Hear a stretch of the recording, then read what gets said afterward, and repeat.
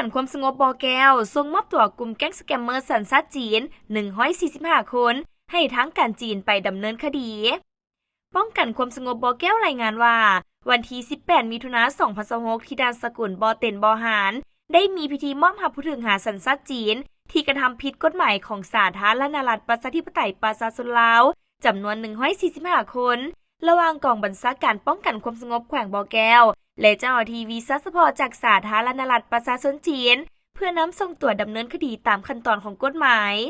ทางหน้าไฟลาวมีทานพันโทสอนเพชรฟองสมุทรหัวหน้าแผนกกวดค้นเข้าออกเมืองต่อมอกองบัญชาการป้องกันความสงบแขวงบ่อแก้วทานพันตีศรีสวัสดิ์สยแสงห้องหัวหน้าแผนกตำรวจคุ้มครองคนต่างประเทศพร้อมด้วยคณะและเจ้าหน้าที่เกี่ยวข้องทั้ง2ฝ่ายเข้าร่วม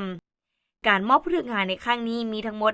145คนในนั้นผู้ถูกหาคดีส่อโกงทรัพย์โทรคมหรือแก๊งคอลเซ็นเตอร์141คนและผู้ถูกหาในข้อหาเข้าเมืองผิดกฎหมาย4คน